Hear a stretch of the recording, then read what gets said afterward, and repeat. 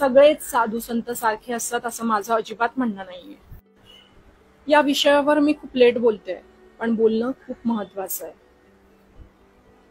गेल्या काही दिवसापूर्वी शहादा तालुक्यात शिवपुराण कथेसाठी पंडित मिश्राजी महाराज यांना बोलवण्यात आलं होतं. 7-8 दिवसाच्या कथेची फी होती 55 लाख रुपये. बरं, कथेवर ते काहीच बोलत नव्हते, ते बोलत होते तोडग्यांवर, आणि त्यांचा तोडगा वापरून लोकांना कसे चांगले अनुभव आले त्या चिठ्ठ्या वाचून दाखवण्याचं काम सुरू होतं.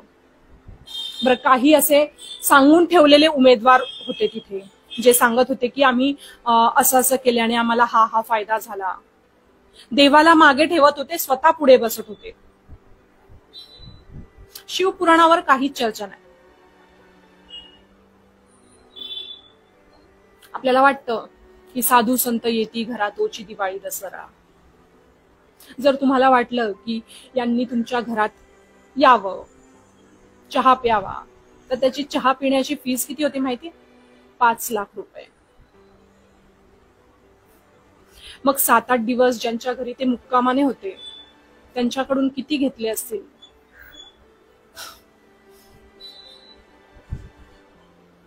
बरं, यांना सांगितलं प्रकाशाला केदारेश्वर मंदिर आहे, तिथे तुम्ही या.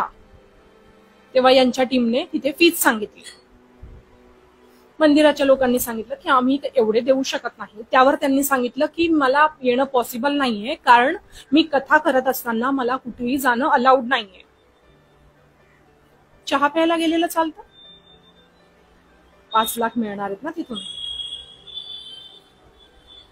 आणि आपल्यासारखी भोळी भाबडी जनता सगळं तिथे फ्री मध्ये करायला तयार आहे. का? कारण सेवा. आपण हे काम केलं तर आपल्याला पुण्य मिळेल.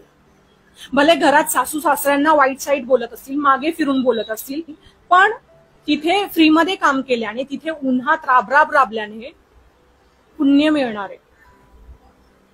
म्हणून ते सगळं फ्री मध्ये करताय. सगळेच साधू संत सारखे असतात असं माझं अजिबात म्हणणं नाहीये.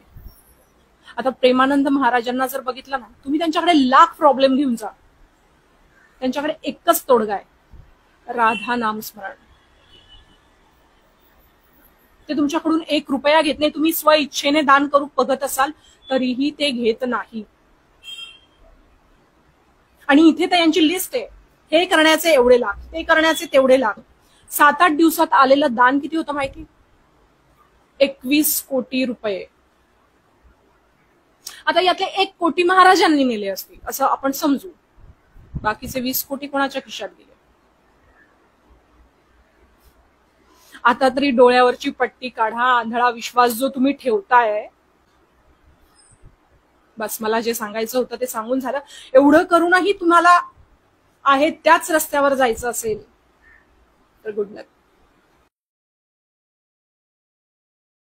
लाहोरचे प्रसिद्ध असलेले पंडित मिश्रा महाराज यांच्याबाबतचा एक व्हिडिओ सध्या सोशल मीडियावर व्हायरल झाला आहे. एक महिला मात्र त्यांच्याबाबत ते एका कथेसाठी किती फीस घेतात याबाबत मात्र तिनं एक गौप्यस्फोट केला आहे. कारण की पंडित मिश्रा हे कथा आयोजित करण्यासाठी किती पैसे घेतात हे पूर्णपणे स्पष्ट नाही.